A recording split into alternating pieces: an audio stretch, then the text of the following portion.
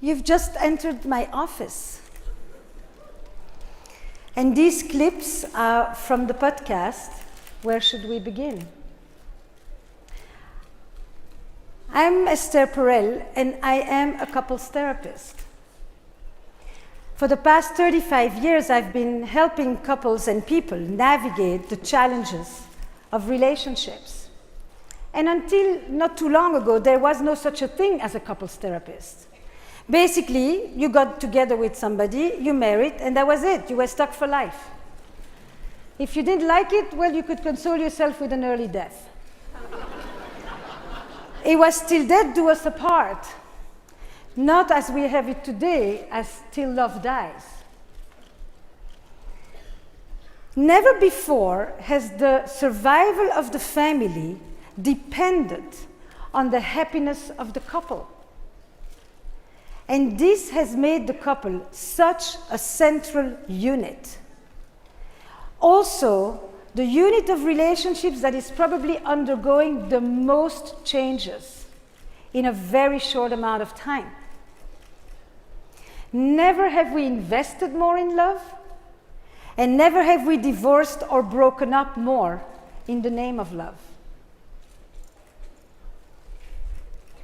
I imagine a world in which we can experience our relationships with a sense of vitality and aliveness and vibrancy, because I live with one perennial truth. The quality of your relationships is what determines the quality of your life.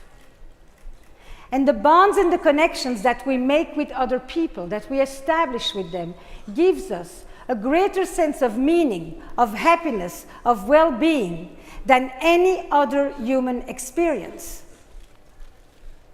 So let me ask you just for a moment, how many of you are in a relationship at this moment? A romantic relationship, let's put it like that. And how many of you would like to be in a relationship? And now I would like some more light on the house for the next question. How many of you would like to be out of the relationship that you're in? At least sometimes.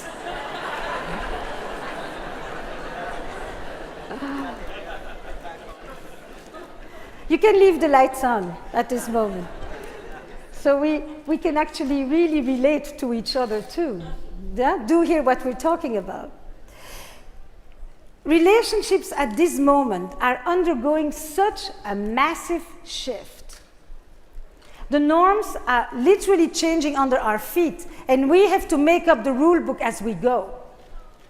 You know, for a long time, our relationships were pretty simple because they were dictated by rules. Religion had clear strictures, and it had structure, and it had incentives, and it had prohibitions. And social hierarchy was also very clear, and it told us how parents had to talk to the kids, how children had to respond to adults, how husbands had to talk to their wives, and how wives didn't have to answer their husbands. Things were clear. All the decisions were made for us, the big decisions. Who was going to be the breadwinner? Who was going to wake up at night to feed the baby? Who has the right to demand for sex? What you did is what your father did. And at this moment, we have unraveled this system, and we have created a world of options and choices and unprecedented freedom. But as a result, we have to negotiate everything. It's all up for grabs. It's no longer clear who's going to be the breadwinner. In fact, whose career is going to take priority at this time? Who's going to wake up tomorrow morning to feed the baby? Who's responsible for initiating sex next time? Who's going to plan the date? What gender should I be dating? How many people should I be dating at the same time? Should I tell them about the others? Am I ready to have children? Do I even want to have children? Should I move east? Should I move west? Where am I going to go on vacation next? Are my needs getting met in this relationship? Am I happy? Am I happy enough? All these big decisions that have burdened the selves like never before, we have to figure it all out. And because of that, conversations have become the heart of relationships. We have to talk about stuff that we've never talked about, that we don't know how to talk about, that we don't have the vocabulary to talk about, and most of the time we've even never said it to ourselves. Are we up for the ride, people? So, I want to unpack this conundrum with you. And the way I think is this. I'm imagining you sitting there and saying, so what is she going to tell me? What are we going to do? You know, and I'm going to tell you right up front so that you can relax in your anticipation. I do not have 3 easy steps for what you need to do. And I don't feel bad about it. Because, as you may have heard, I have an accent, which means that I'm not from here. And one of the things that non-Americans sometimes say is that for some reason Americans think that every problem needs to have a solution. And I don't have a solution because many of these things are not a problem that we have to solve, but these are paradoxes that we need to manage.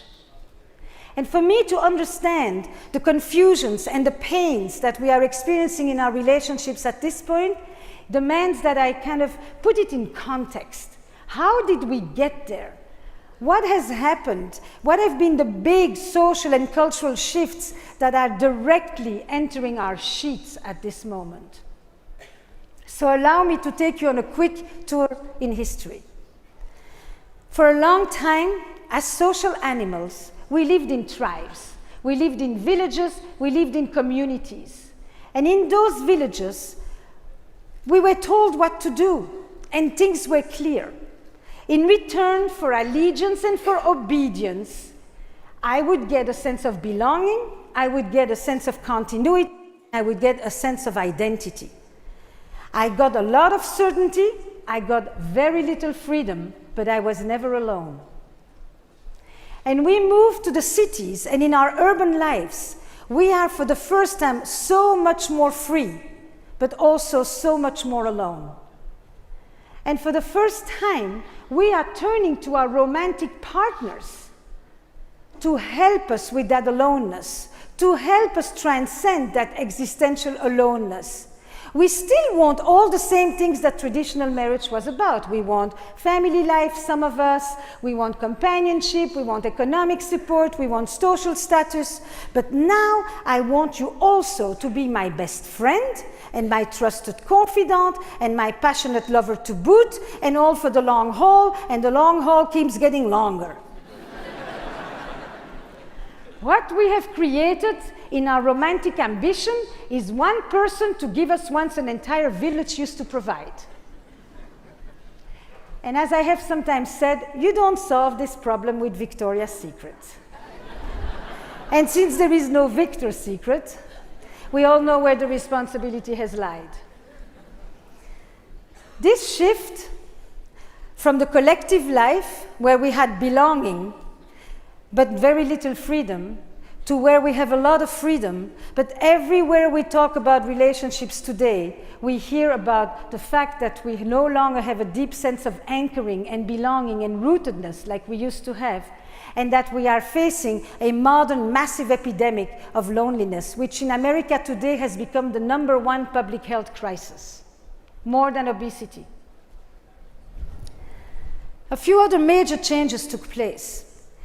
In the old model, when marriage was primarily an economic enterprise, intimacy had to do with sharing the life together. You milked the cows, you watered the land, you raised the children. It was about economy. But today, when I talk about intimacy, I talk about it as into me see. And what I bring to you is not my dowry, it's not my commercial assets. I bring to you my inner life. I bring to you my wishes, my feelings, my aspirations, my anxieties. And when I talk to you, I want you to look at me. Know this. I want contact. I want connection. I want you to make me feel that I matter. I want you to reflect and validate me. And I want to transcend this life of growing atomization. I also want you to help me, or to help together actually, achieve what is probably one of the most amazing challenges of relationships today. This is where we want to bring under one roof contradictory ideals and contradictory needs. On the one hand, our need for security, for rootedness, for belonging, for anchor, for predictability, for safety, and on the other end, our need for adventure and novelty and change and mystery. Every living organism straddles this polarity between change and stability. Every person, every relationship, every company. And thriving relationships are the ones who know how to reconcile these two fundamental sets of human needs. If you think for a moment, all of you have grown up needing both. Security, safety, and adventure, exploration. And some of you may have come of your childhood needing more protection. And some of you may have come out of your childhood needing more space and autonomy. And if you think about how that enters into your relationships, you will notice that very often in a couple, there is one person who is more in touch with the fear of losing the other, and one person who is more in touch with the fear of losing themselves. One person more afraid of abandonment, and one person more afraid of suffocation. Reconciling security and adventure, reconciling love and desire in one relationship has become one of the great challenges. We today, when we look for that person with whom we want to have everything, we call that person the soulmate. Have you heard of the soulmate? How many of you think that you're looking for a soulmate, or have found a soulmate, or are living with your soulmate? You know, the thing that really interested me about the soulmate is that it's called the one and only, all of that. But the soulmate was an interesting concept because for most of history, the soulmate meant God, not another human being. And in our secularized society in the West, we have basically taken romantic love to replace the role of religion many times. We look to our partners to give us transcendence and meaning and ecstasy and wholeness, all these things that we used to look for in the perfect world of the divine. And not only do we bring this zeal for the soulmate, but the way we're looking for this soulmate is mired in a romantic consumption economy. I am going to look for the one and only through that thing where I have 1,000 people at my fingertips. What does it mean to look for the one and only in the swiping culture? In the village, you had 2 choices. Later, you had 6 choices. Now you have 1,000 choices. Do you know what it means to me, the one? The one means that this is the one that's going to cure you of your case of FOMO.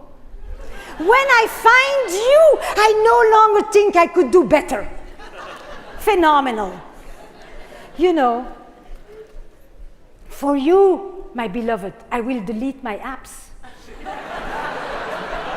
It's the new ritual of commitment.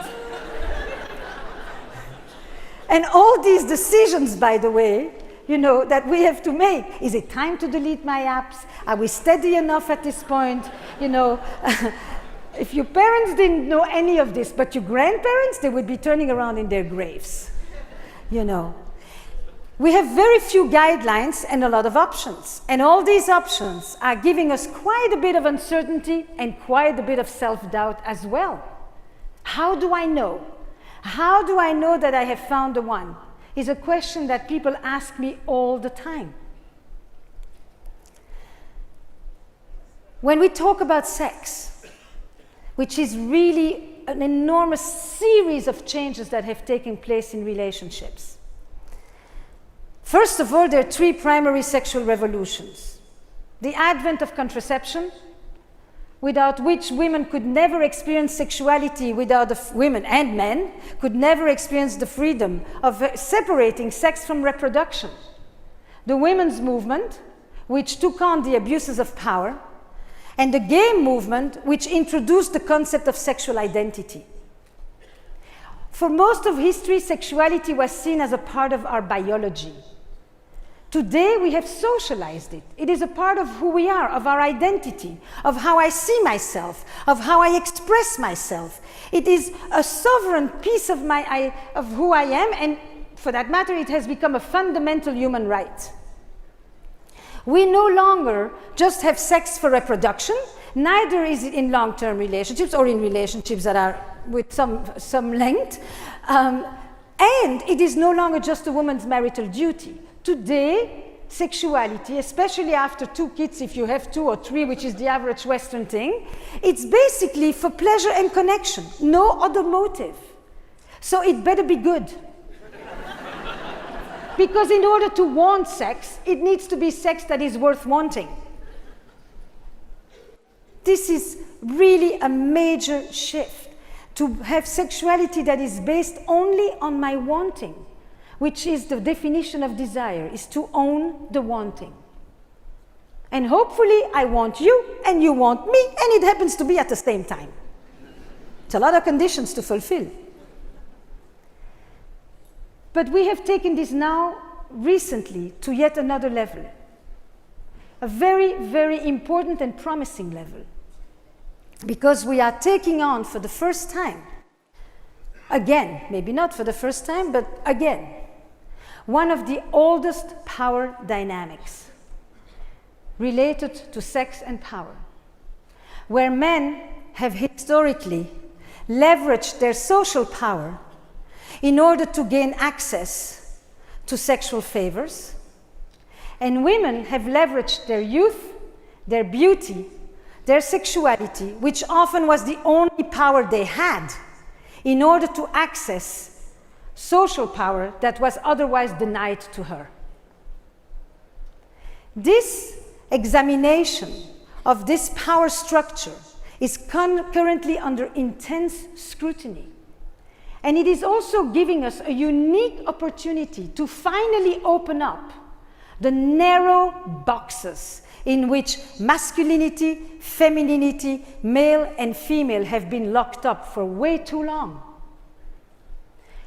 For the last 40 years, we have done in the West and everywhere else a little bit of the beginning work, but very significant work, to help women find their power and their voice.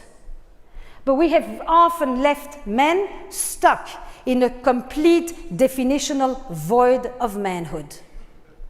Patriarchy doesn't just hurt women, it hurts us all.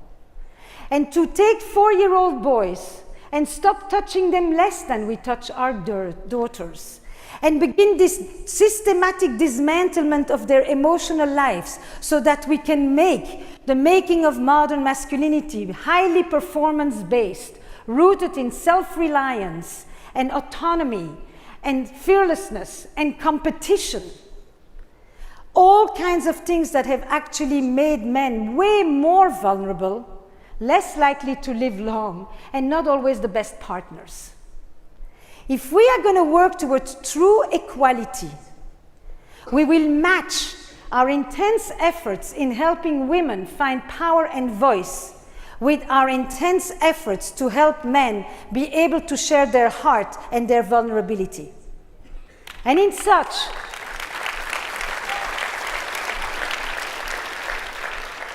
we will give people, human beings, the opportunity to be more whole, rather than defined in these very narrow binary gender constructs.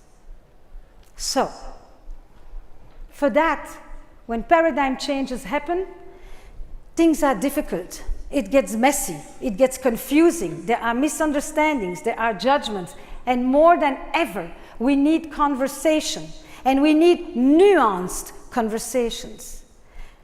And as it happens, often we therapists get to hear these conversations in our offices, but we don't get to share them with the world, because generally this is a room of which nobody ever enters except the people themselves, the couple. And so with the podcast, I wanted to create a space where you can hear the conversations that maybe you will want to have at some point. People who talk about things that they've never said to each other and rarely to themselves. You see, fake news isn't just for politics. It also applies acutely to the curated Instagram lives where we craft and filter these perfect fictitious stories. And nobody really knows what truly goes on in the lives of other couples. And everybody comes into my office, and you may be asking yourselves, am I the only one that experiences this? And I'm here to tell you, no, you're not. In fact, it is set up in such a way that when we deal with imperfections, with pains, with longings, with yearnings, with frustrations, instead of knowing that they are part of a collective yearning or a social ill, we privatize the problem and we make it our own. The podcast was a way to recreate a virtual village where we get to know what goes on in the lives of others. You know, in the village, you could hear every fight and every fuck. The walls were porous. It was simple. But now you have friends, they come to tell you that they're breaking up and you didn't see it coming. Miscarriages, and you didn't know about them. Affairs, and you certainly didn't know about them. It's like nobody knows what is really going on in the lives of another couple. And that isolation, that loneliness doesn't help us. It's actually quite damaging. So, I want you to look under your seat, every one of you. You will find a blindfold. I ask that you put the blindfold on. So you can put everything else down and put on the blindfold. Please don't cheat. Because we are going to listen together. You see, when you limit one sense, like sight, it often activates the other senses.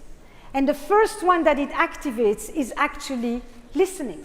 Listening is the first sense that any baby experiences in utero. It is the recognition of the mother's voice. It is our first, most primal connective sense. When we listen deeply to other people, we reach into their humanity. We also get to see ourselves, and we certainly get to understand otherness, difference. Let's listen together intensely. And if you get uncomfortable, if you feel the vulnerability of having your sight limited, just breathe and accept it, notice it. The couple I want you to listen to meet, they have been together for about 10 years. They've just gone through a major crisis. They have 2 children. They are wondering, when trust is broken, can it be brought back? And they are in the midst of this conversation for the first time, understanding that the legacies that they bring are not only the ones of their families, but also the large cultural scripts that they so beautifully internalized, both of them. Clip number 2.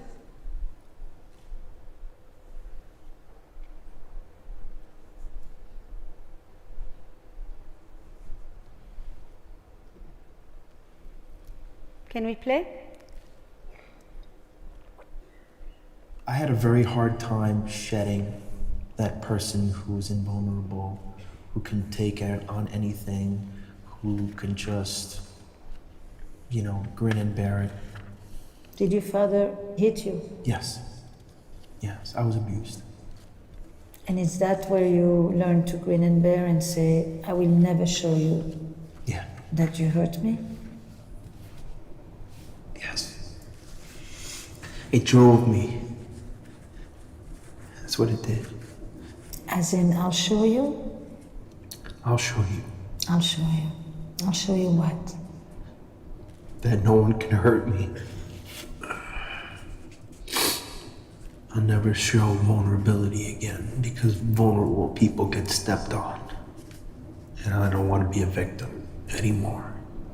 She's ever seen you like this? Not until recently. Very few times, I would say. It was new to me how real that pain is for you. One of my earliest memories, I was like 8, 9 years old. And, I was And in when- Dominican Republic and we were playing basketball and got a little heated. You didn't really want to fight, but you had to show that you were tough and that I want to fight. But you really, in your back of your mind, you really don't want to fight. You're really hoping that some adult will come and say, now boys, It wasn't my case. In my case, it was, come here, go kick his ass, and I'm gonna put bets on you. So, picture this, 2 8, 9-year-old boys going at each other in a circle, and the adults were saying, come on, go, kick his ass, no, punch him in the face.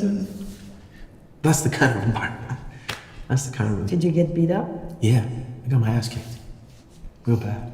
Never told my parents until I was an adult. Because your dad said if you get your butt kicked, If you get your ass you come kicked, home, I'll kick your I'll butt kick your again. ass on top of that. But it also makes me appreciate so much how you didn't teach your boys this. No. And you, together, you let your boys cry, right? In our parenting, But a lot of that I got from you. You helped me a lot with that.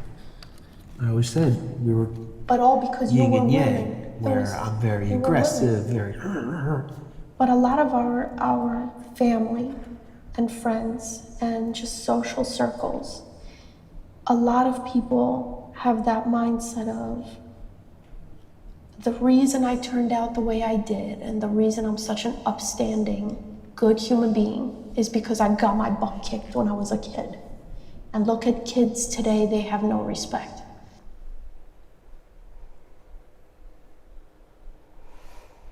You can take off the blindfolds.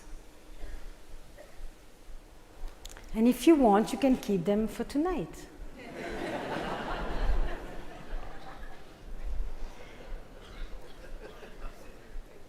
So it blows my mind that I get to hear these conversations and nobody else does. Because I know that when we listen deeply to the experiences of other people, we often actually find ourselves standing in front of our own mirror. And we can see ourselves. And we can also get inspiration for the courageous conversations that we need to be having. So, what did you hear? Just take a moment. Where did it take you? And just notice it.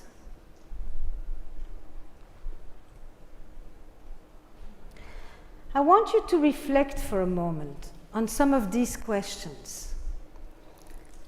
How do you show up in your relationships?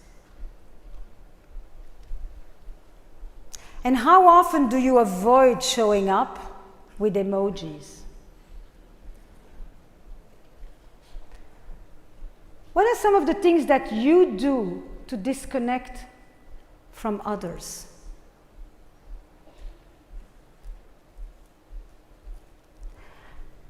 When's the last time that you read a book or did a workshop, or for that matter came to a talk like this one, in order to learn to become a better partner or a better lover? Is there someone that you would need to call at this moment to whom you owe some apology, or to whom you simply owe a checking in. How are you? We are at South by, and you are all creatives and innovators. Many of you are part of the architecture that is aiming to redesign just about every part of our lives. But recently, when I went to one of these big tech conferences, they did a series of moonshots. The future of food, the future of fashion, the future of transportation, of education, of cybersecurity, you name it. 10. None of them on the future of relationships.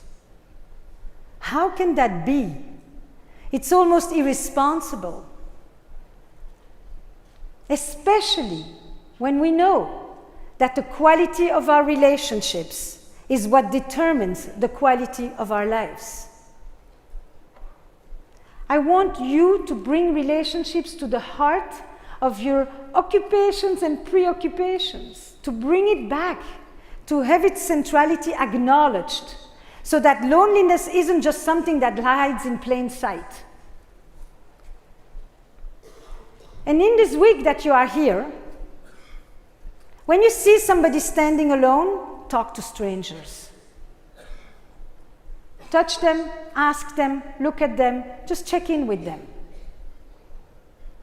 And if you're here because somebody made it possible for you to be here, be it from work or from home, call them.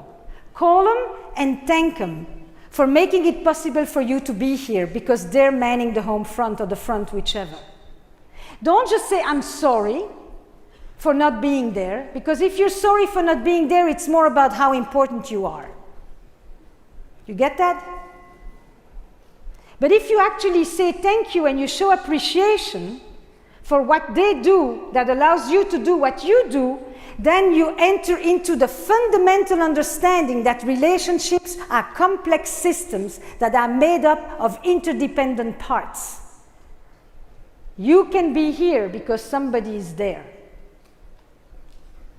And in the course of this week, maybe one time, instead of sending a text, call. And maybe one time when you go and you have a meal with somebody, you leave your phone in your pocket. And don't just walk with it to the bathroom to do all the things. Huh? You get what I'm saying. Relationships, people, they are your story. Write well and edit often. Thank you.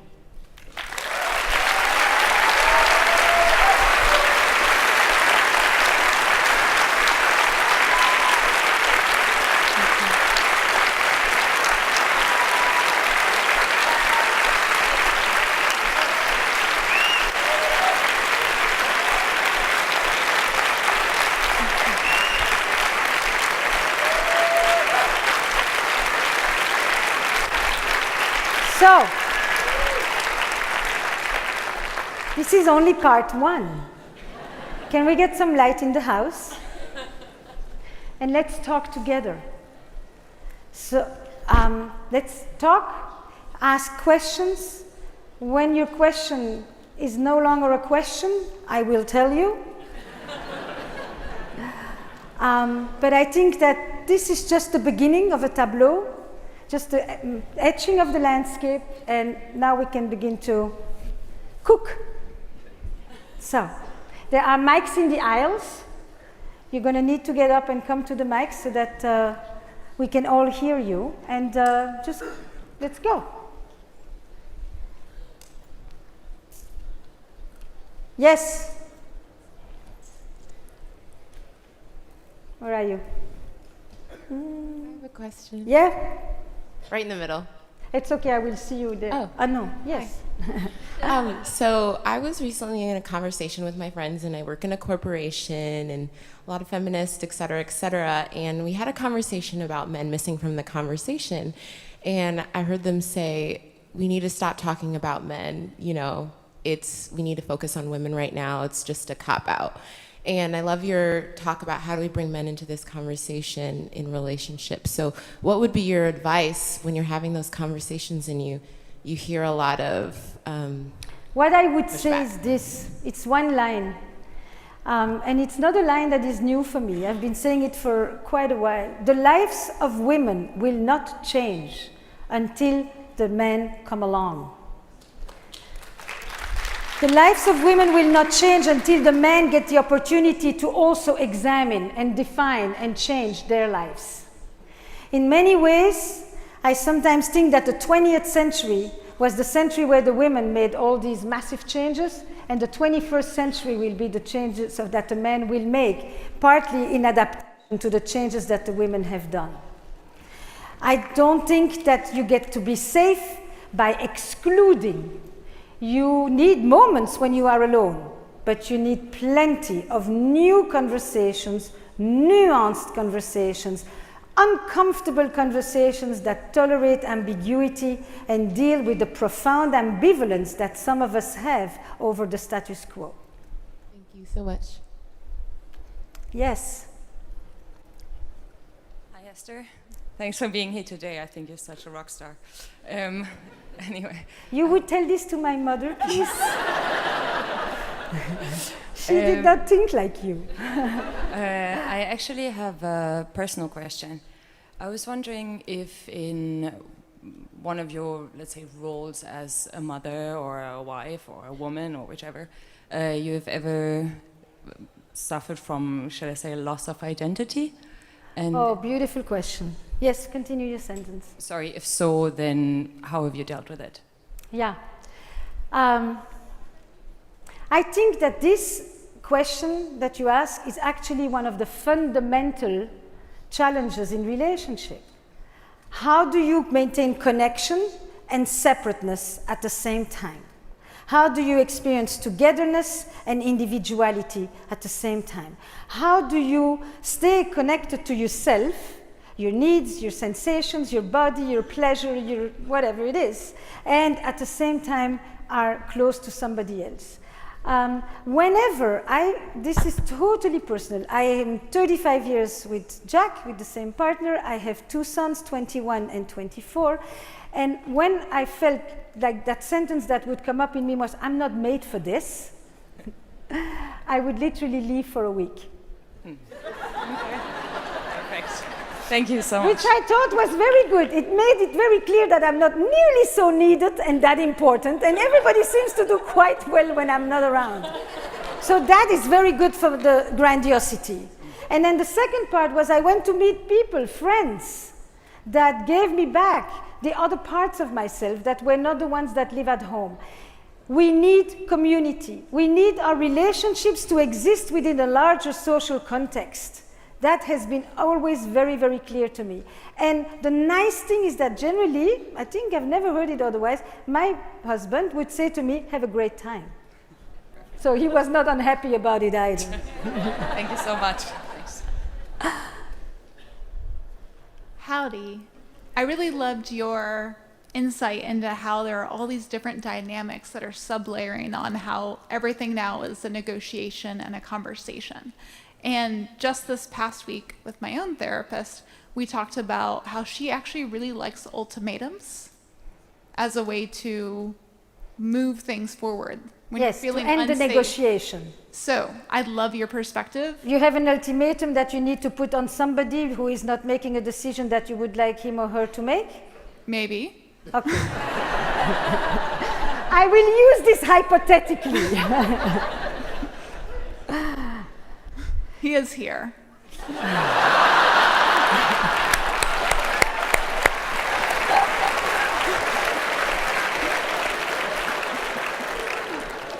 So, that changes the whole thing. I just went from an individual session to a couple session.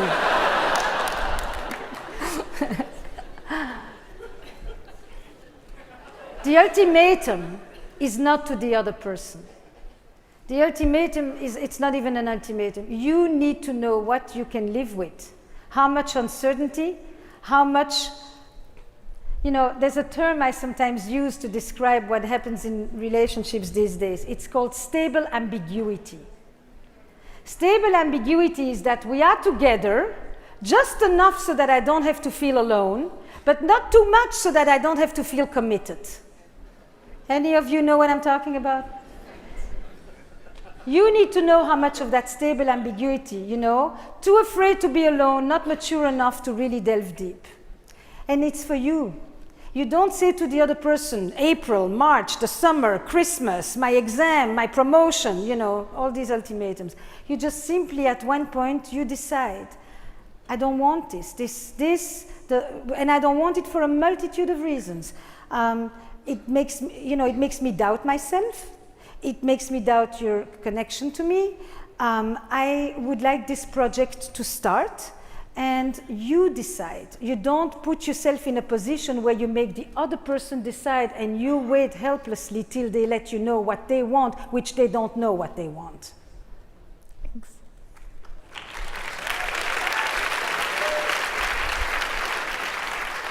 Hello, sir. Hi, hello, ma'am. I'm a huge fan of yours. I've watched both your TED Talks multiple times. Question? Yes, I do.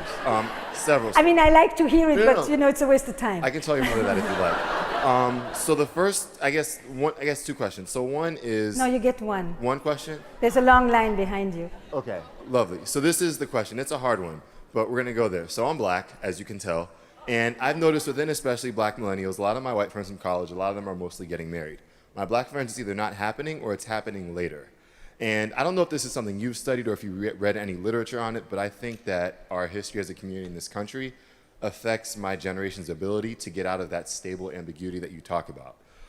So I don't know if there's resources, things you've read about that, or just general tips for how people in my generation to get away from that stable ambiguity and to move forward and to get rid of whatever fears or things are. Great. What a beautiful question. Thank you, first of all. So,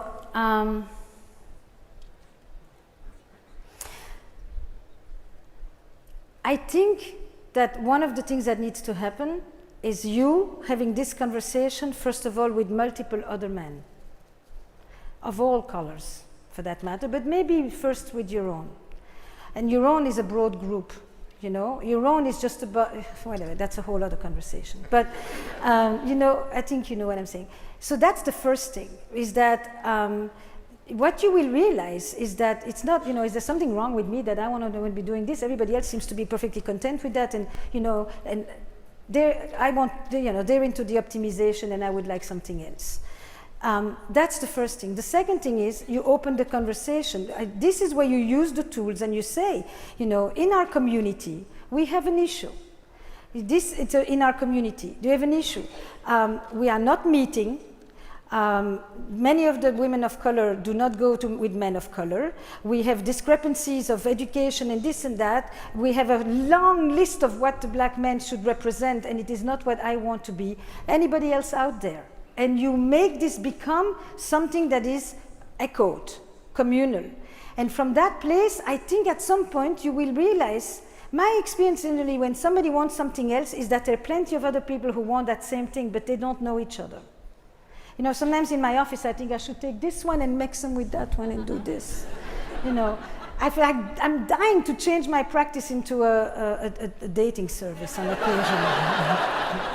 You know, because I've sat with men that tell me that story and I'm thinking, but this one, you know, I wish they would, maybe I can schedule them at the same time so they can meet in the waiting room, you know, something like that.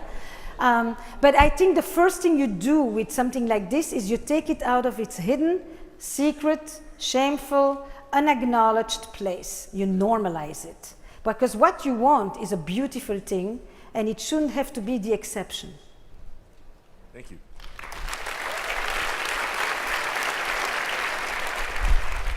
Oh, we have good 11 minutes, people. I've never had so much fat. Hey, so Yes. You talked a lot about loneliness and how people don't know what's going on in other couples. Do you agree? Yeah, and I also feel like there's also this issue with community, like what community? Because like I have a community of people that I was with before I met my girlfriend. She has her community of people. And so I wonder what your thoughts are on how a couple really should start establishing a community and finding people who you can connect with, and how whether that should be coming from the groups that the individuals had, whether you should still have your individual communities, fantastic. how to play with that. Yeah. So, you know, one thing that you will notice if you put in Google friendships between men and women, in the American Google, is that the first, 30 articles all tell you it's impossible. This is weird, just so you know. This is not true. This is a cultural script, you know? This is a cultural script in a society where sex is always deeply uncomfortable and where, as a culture, we are at the same time completely obsessed and embarrassed by it. So that's why there is this notion that you can't be, because there may be an attraction, and if there is an attraction, what are you going to do with it? You know, you could lose it. As if people can't just, you know, well, that. Keep their hands in their pocket. I think that you have friends that come with you. Each of you bring people, colleagues, mentors, other people that you meet at events like this that are not in your inner circle, but they are acquaintances with whom you share certain things. You want a village, a big village actually. You want friends that are together and friends that you have alone. Because the friends that you have alone often help you be together. You know, I come, I bitch about my partner, and then they say, yeah, mine too, and then I think, where am I going? It's just as bad there. You know, marriage is marriage. It's like, you know. Or I think the other part, I said, shit, I have it actually so good. You know, he lets me be. You know, for the life of me, I couldn't have somebody who wants so many things and criticizes me all the time. I love that space. It's like you need to step outside of your own narrow dyadic frame to get perspective, and with that perspective comes the things you want to change and the things you want to keep. And I can't emphasize it enough. You know, in this country, this is just one example. I had of this, and we could do an entire talk on that. When people need help, especially when, let's say, family stuff, you know, first they look for an option to pay. Then, if really they can't find someone, then they may go and ask a friend with utter reluctance that they would impose on them. Who doesn't like to be helpful? Who doesn't feel more connected and more important in the lives of others because other people need you? This is warped. So, for that connection to take place and all the other community thing, it's about really acknowledging that we are profoundly interdependent people. Nobody goes at it alone, and if they do, they don't do it well.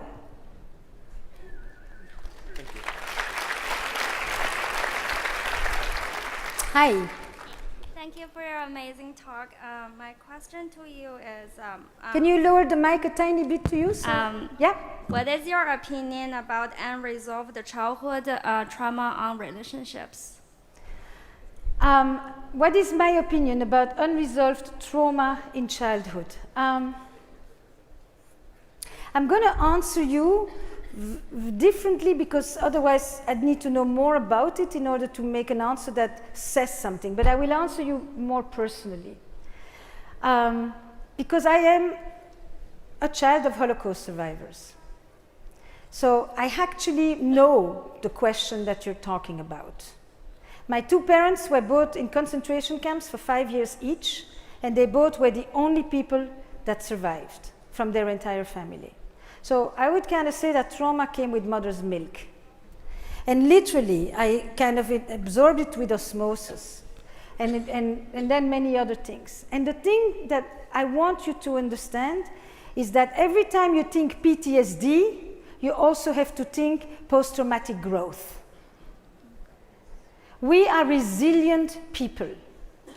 We know to suffer, and we know to sometimes take that very suffering and turn it into our resources and into our strength. But sometimes when people have experienced massive trauma, they can land in two places. Some people didn't die, and some people come back to life. Some people end up surviving, and some people just manage also to thrive. And what I hope for you is whatever you experienced, that you can take that life force that is in you and give yourself the permission to both cry and yearn and mourn and all of that on whatever it is that happened, and give yourself the permission to experience full joy and connection. Thank you.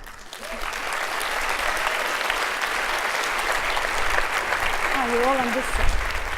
Yes. Hi, I'm part of a group that designs for long-distance relationships, and so the core question we have is, how do we create and maintain intimacy and support when you can't physically be with someone? Great. I've done a bunch of articles about this, actually. You know, I think that one of the things that is very interesting is to really understand the difference between intimacy and surveillance. Do you know what I'm saying? You seem to know. As in, where were you today? What did you do? Where did you eat? Did you finish your meal? Was it good? Was it well cooked? You know, I mean, it's like, who cares? And what does it tell us? You know, I think in a very interesting way that you want to use the distance. One of the beautiful things is that we know that desire is rooted in absence and in longing, as well as it is in having. So I think that the way you work on the distance is you instead of trying to minimize it, you actually completely make it front and center. And you connect every few days. But when you do it meaningfully. You write letters. The FaceTime is nice and the sky, but there is something about writing letters that is, by the way, apropos the previous question, when you write a letter, you are at the same time with yourself and with the other person. We've lost that. You know, it's very different from a text. It's also nice texting, but there is something about going internally and inviting the other person to accompany you there for a while that is much more interesting than how is Management Inc. doing. Thank you. I mean, do you have questions that I could answer? Every one of them would be an hour talk, but yes. Hi, I have a question. I'm in graduate school and I'm graduating in May to become a therapist. And the entire curriculum, no one has ever talked about couples therapy. And I'd really love to hear your perspective on monogamy and long-term relationships when infidelity is so common, and having that paradox of wanting adventure and wanting stability, and basically how you handle that. So I just wrote a whole book about this. It's called The State of Affairs. And it really, you know, it looks at a number of things around monogamy. You know, the interesting thing about monogamy, by the way, is that monogamy used to be one person for life, and today monogamy is one person at a time. So people tell me very often, you know, I am monogamous in all my relationships. Plural. It makes perfect sense. You know, monogamy had nothing to do with love. It was basically an economic imposition on women. And today it has everything to do with love. And people used to cheat because relationships, marriages, were not meant to provide passion and love. And today people cheat sometimes because the marriage or the relationship they're in doesn't give them the love and the passion that they wanted or that it promised. So I think that as a whole, I would simply say this. Infidelity has always existed. It has existed since marriage was invented. It's very complex. And we can't reduce these multi-layered human experiences into good and bad, victim and perpetrators, and black and white. And anything I will do in working about relationships, all your relationships, is to help bring back complexity, nuance, and less judgment, and more reflection.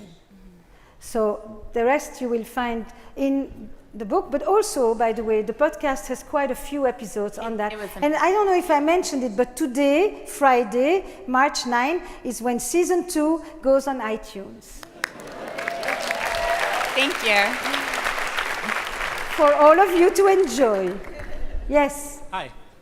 So, do you believe that every human being has the same capacity for emotion? Do we all feel with the same potential, or do we all have different minimums and maximums? The latter.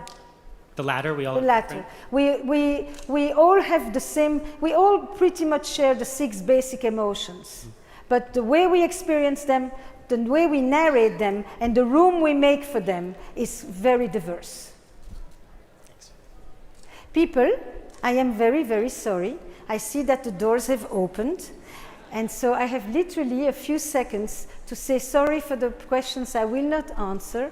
And thank you for all of you for being here. I'm here for 2 more talks, one with Bumble and one with Vox and one with Redo. So if you want to hear more, we can continue to be in conversation. And where should we begin? Thank you.